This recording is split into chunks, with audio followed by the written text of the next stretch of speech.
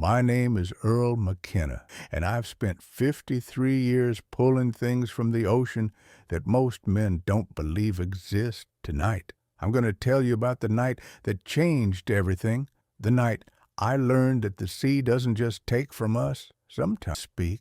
I was 68 years old when it happened. My hands were already weathered like driftwood, my back bent from decades of hauling nets, and my eyes had seen enough sunrises over the Atlantic to know when something wasn't right. That morning, or maybe it was still night, I can't quite remember, I told myself it was going to be my last real journey, the farewell kind you plan, the kind the ocean decides for you. I left the dock at Rockport before dawn. The air tasted like copper and salt. My boat, the Margaret Ann, named after my late wife, she was old like me, creaking with every breath of wind. I'd maintained her well enough, though. A fisherman and his boat, we understand each other. We know when the other is hurting. The water that morning was flat and black, like spilled oil under the stars. No wind. That should have been my first warning. The sea without wind is like a man without a voice. You never know what he's thinking. I dropped my nets around 3 in the morning. The work was routine, mechanical, cast, wait, pull, cast, wait, pull. My mind wandered the way an old man's does, back to Margaret, to my daughter in Portland, to all the storms I'd survived and all the good men I'd buried. The ocean has a way of making you remember everyone you've lost. It's patient that way. By 5 o'clock, I'd been awake for over 16 hours. My eyelids felt like sandpaper, but I wasn't tired yet. There was something in the air, something that made the hair on the back of my neck stand up like I was being watched. The sea was too quiet. Even the gulls hadn't shown up. That was wrong. The gulls always came before dawn. I should have turned back then. A younger man might have ignored the feeling, but I've learned to listen to my gut. The sea teaches you that lesson quick, or it kills you. But something, call it stubbornness, call it fate, kept me out there. I told myself I needed one more good haul, one more day of feeling like Earl McKenna, fisherman, and not like what I was becoming, a relic. Around 7 in the morning, just as the sky was starting to bleed pink at the edges, I felt something hit the nets with a force that nearly threw me overboard. Not a strike, collision, like something massive had come up from the depths and rammed straight into my lines. I stumbled backward, my old heart hammering like it was trying to escape my ribs. The net was already taut, singing under the strain. But it wasn't the weight of fish I was feeling. This was something else entirely, something deliberate. I grabbed the winch and started to pull. My arms screamed. They weren't what they used to be. Adrenaline has a way of burning through 60 years.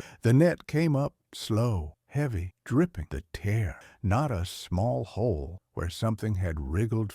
A massive rip, like something had taken my net in its teeth, shredded it open. The fibers were frayed, some of them clean, snapped. I stood there, staring at the damage, my breath coming hard and fast. In all my years, I'd never seen anything leave a mark like that.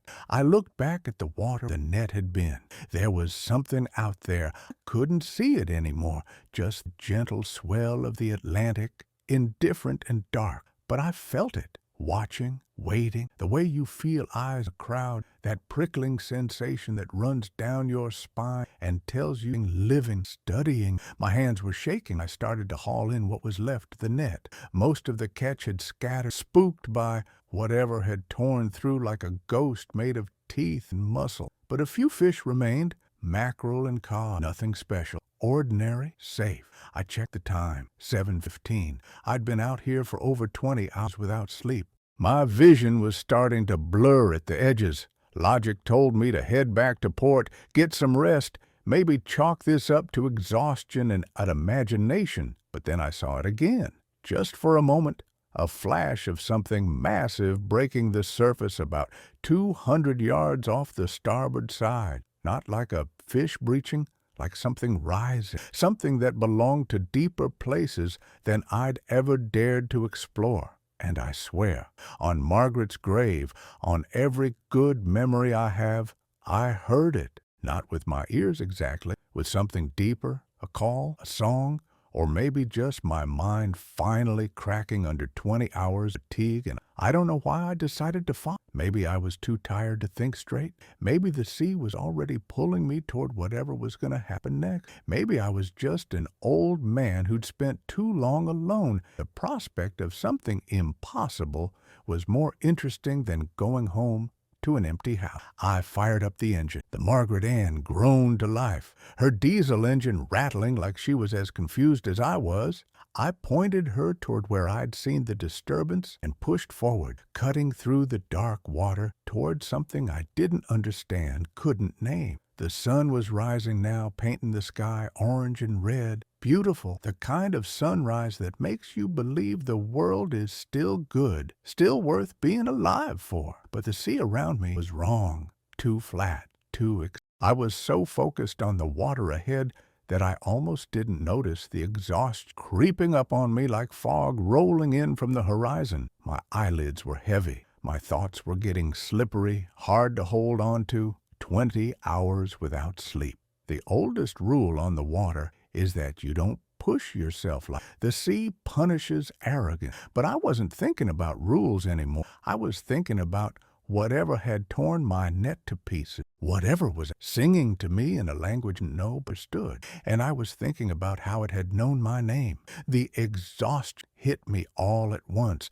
like a wave you don't see coming. One moment I was standing at the wheel, scanning the water with eyes filled with sand. The next, I was stumbling, catching myself on the rail, my vision swimming in and out. 20 hours. My body was done. My mind was done. But something. I cut the engine back to idle and let the Margaret Ann drift. The sun was fully up now, painting everything in shades of gold and pale blue. Beautiful. Too beautiful. The kind of morning that feels like a trap baited with light. I rubbed my face hard, trying to force the blood back into my brain. Coffee. I needed coffee. I turned toward the cabin, my joints creaking like the boat itself was sympathizing with my age, and that's when I heard it. A sound. Not a sound exactly. More like a vibration that traveled through the water and into the hull of my boat, then up through my bones. It was low. So low I felt it in my chest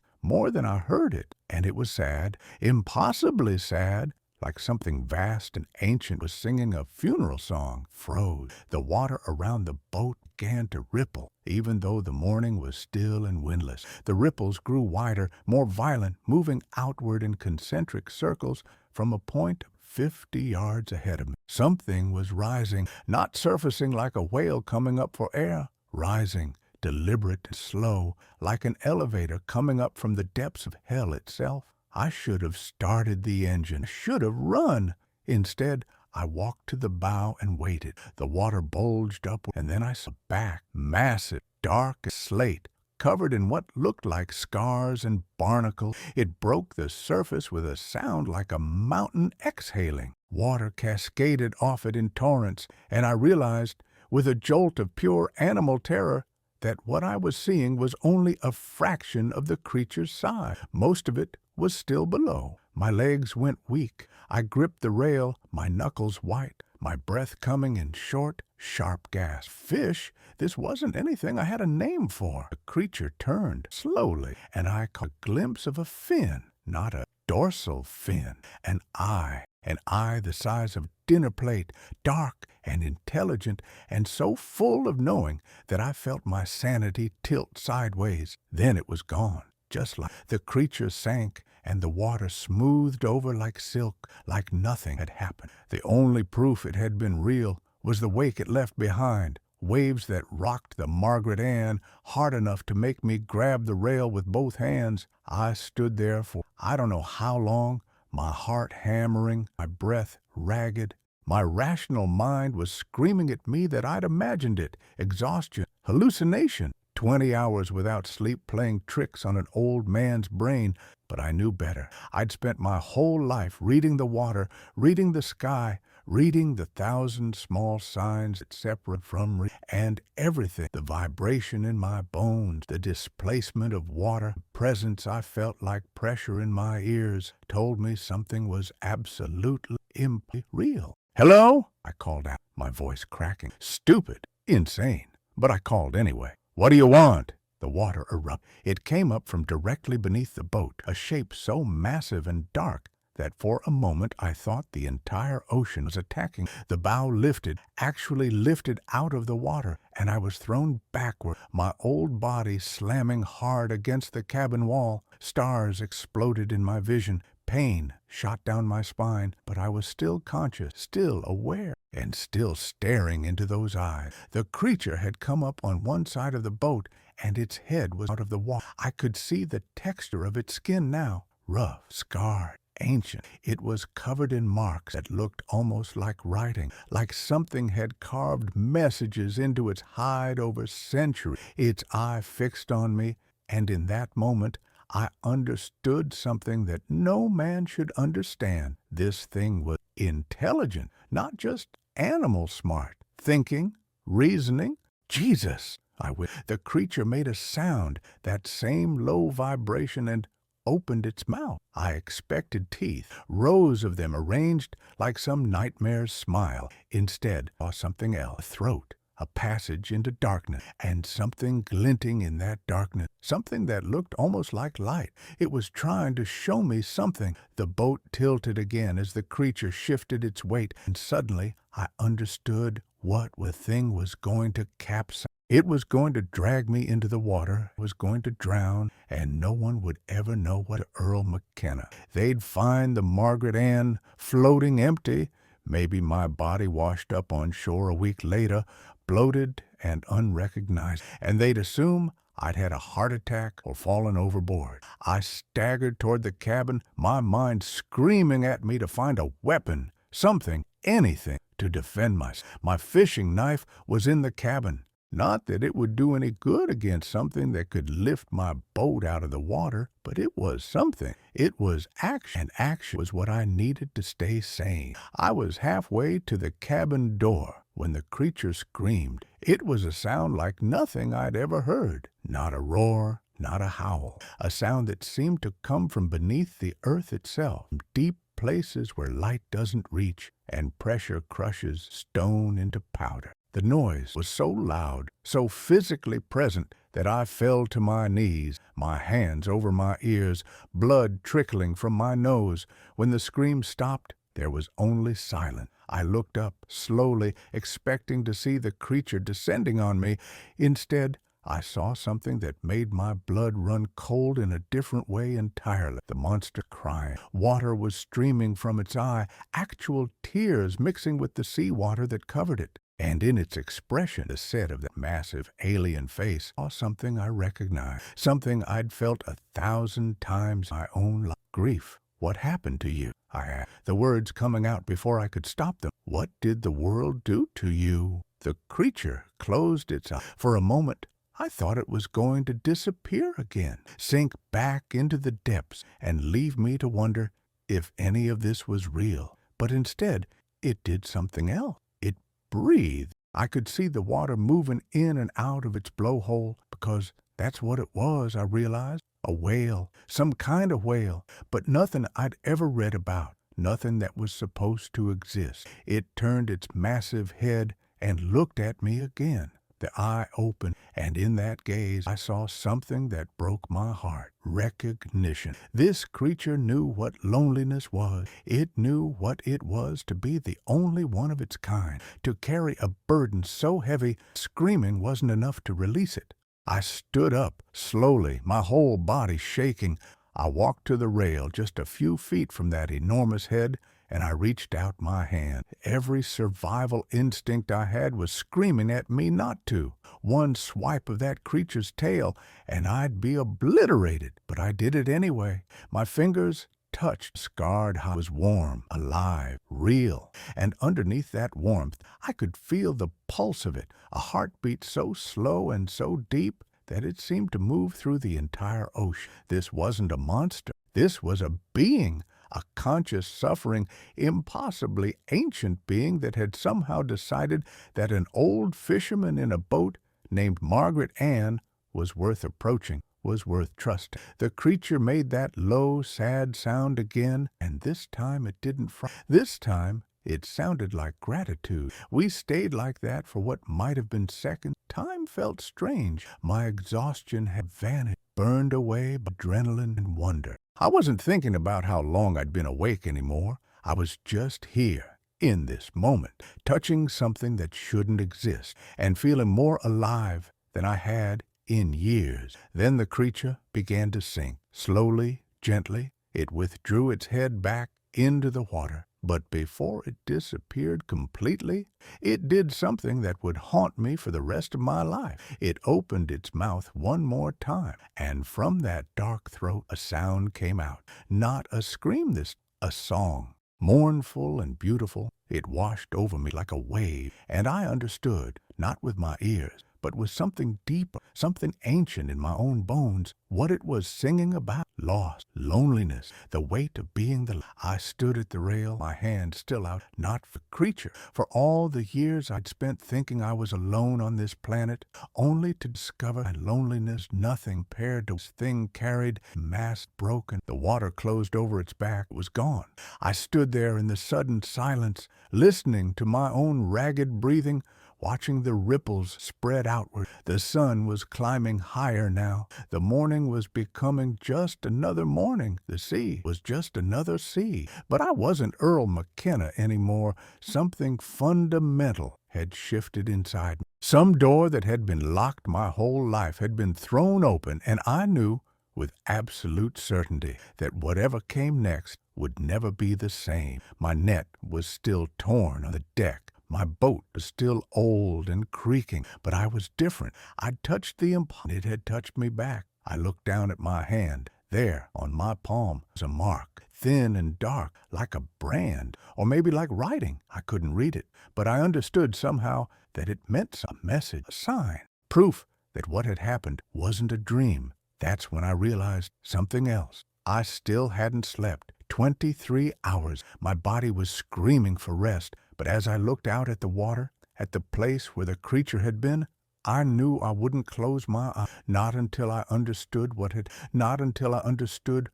that creature wanted me to know. The sun was hot and merciless when I finally made the decision to head back to port. 27 hours without sleep, my body was running on fumes and something else, something I couldn't name. Awe, maybe, or fear, or both twisted together so tight I couldn't tell where one ended and the other began. I fired up the engine of the Margaret Ann, and she coughed to life like an old man waking from a bad dream. The water around me was calm now, ordinary, the kind of water you see 1,000 times and never think twice about. But I kept scanning the surface, waiting, listening. Part of me wanted to see that creature again. Part of me prayed I never would. The mark on my palm had started to fade. By the time I pointed the bow toward Rockport, it was barely visible. Just a thin line that could have been a scratch, a coincidence, nothing at all. My mind kept circling back to it, though. Proof, evidence, something to prove I wasn't insane. The radio crackled as I approached the harbor. The Coast Guard was asking for a report, standard procedure. I gave them my coordinates, told them everything was fine. They didn't ask about the torn net. They didn't ask about anything unusual. Why would they? To them, I was just an old fisherman coming back in after a long day. But I wasn't the same man who'd left that harbor 30 hours. I could see the dock ahead now. A few boats were in, and there was old Tommy Chin waiting by the fish house, probably wondering if I'd caught anything worth selling. I pulled the Margaret Ann up to her berth and started the process of tying off. My hands moved on autopilot, muscle memory doing the work, while my mind was still somewhere else, still out there on that flat black water with that impossible creature. Tommy walked over as I was wrapping the last line. He was 72, same as me, and we'd known each other since we were boys catching crabs a rock. He took one look at my face and stopped. "You all right, Earl?" he asked. "You look like you've seen a ghost." I smiled, or tried to. It probably looked like a grimace. "Just tired, Tommy. Been out since yesterday morning." He nodded, but he didn't look convinced. Tommy had spent 70 years reading the ocean, which meant he was also pretty good at reading men. "That's so. Catch anything?" I gestured vaguely at the net, still torn and useless on the deck. "Lost most of it. Net got damaged. Not my best day." Tommy whistled low. "That's some tear. What did you hit? A sub?" The word caught me off guard. Submarine. Could that be what it was? Some kind of military vessel, some experimental technology? But no, I knew the difference between machine and life. I'd touched the creature. I'd felt its heartbeat. There was no submarine in the world that could replicate that presence. "Don't know," I said. "Something big." Didn't stick around to find out. Tommy helped me unload what little fish I had. We didn't talk much, just worked the comfortable silence of two old men who'd spent a lifetime together without needing words. But I could feel him watching me, could sense the questions he wanted to ask but was too polite or too wise to voice. I went home that afternoon and collapsed into bed without even changing. Sleep came like drowning, sudden, and no dream, just darkness and the feeling of falling. When I woke up, it was the middle of the night, and I knew immediately that something was wrong. The silence too complete. Outside my bedroom window, I could hear the sound of the ocean. I always could, but it was different. The waves were too quiet. The gulls weren't crying. Even the wind had stopped. It was like the whole world had held its breath and forgotten to let it out. I got up, my old bones protesting, and shuffled to the window. The moon was full and bright, painting the rocky coast in shades of silver and shadow. And there, just offshore, I saw it. The creature was back. It wasn't threatening. It was just there, floating, waiting. I could see the curve of its massive back breaking the surface, could see that enormous eye glinting in the moonlight, fixed on my house, on my window, on me. My heart started racing again, but this time it was different. Not fear, recognition. The creature had followed me, had come all the way back to the harbor to find me. Why, I threw on a jacket and made my way down to the rocks. The path was treacherous in the darkness. I'd walked it 1,000 times, but tonight every stone felt like a trap. My mind kept telling me to turn back, that this was madness, that I should call someone. But I couldn't stop. Something was pulling me forward, the same way the creature had pulled me across that flat morning sea. I reached the edge of the rocks and sat down, my legs dangling over the dark water. The creature didn't move, just watched me with intelligence. "Why did you come back?" I whispered. The answer came not in words, but in feeling, a wave of emotion so strong it nearly knocked me backward. Creature, lonely, more lonely than I could possibly understand. It was the last of its. I knew this as surely as I knew my own, the last of something ancient and vast, utterly alone in a world that had forgotten it ever existed. It had come to the harbor because it had sensed something in me, recognition, kinship, two old things clinging to life in a world that had moved on without it. I began to cry, not from fear, from sorrow, from the weight of understanding, finally, what it meant truly be alive. I know exactly what you mean." The creature made that low, mournful sound, not a scream this time, but almost a whisper. And then slowly, deliberately, it turned and swam away, not sinking into the depths, swimming, leaving. I watched its shape recede into the darkness, smaller and smaller, until it was just a shadow against the silver moonlight. Then even that, I sat on those rocks for hours, until the sun started to come up again, and the normal sounds of the world began to return. Gulls crying, waves crashed, the distant sound of a fishing boat starting its engine somewhere down the harbor. Spell was breaking. The impossible night was ending, and morning was bringing the world back to its familiar shape. I never saw the creature again. I've been back out on the water 100 times since that day. I've watched the horizon, listened to the strange sounds that sometimes echo up from the weighted that vibration in my bones that means something vast is moving in the darkness. But the creature never returned. It had come to me once, had shared something sacred, incomprehensible, and then it had let me go. The mark on my palm eventually disappeared entirely. Within a week, there was nothing left to prove that any of it had happened. No scar, no evidence, just the memory, growing hazier with each passing year, until I sometimes wonder if the whole thing was a dream after all, the fantasy of an exhausted old man whose mind finally cracked under the weight of too much solitude. But I know better. Here's what I learned that night. We're never as alone as we think we are. The world is full of suffering we can't see, carrying loneliness we can't fathom. Every creature, vast and the small, the seen and the unseen, is fighting its own battle against the darkness. And sometimes, if we're quiet enough, if we're willing to sit on the edge of the rocks and just listen, we might catch a glimpse of that struggle. We might understand for just a moment what it means to truly connect with something bigger ourselves. The sea taught me, or maybe the creature did, or maybe they're the same thing. The ocean and the loneliness that lives inside, all one story told across centuries of dark water, an ancient, impossible thing. I'm old now, older than I should be, and I still live by the water. Every night, when I look out at the sea, I think about that creature somewhere out there in the vast darkness, still swimming, still singing its mournful song to a world will never hear it. And I'm comforted at the thought that knows somewhere deep its ancient heart that at least one human being understands, that at least one old fisherman, that's all any of us want really, to be believed, to be remembered. The sea remembered. The greatest sorrow is not loneliness itself, but the belief that no one else stands it. When we dare to truly listen to the world, to others, to the whispers beneath the surface, we discover truly. And sometimes the most profound connections happen not when we find someone like us, but when we recognize the suffering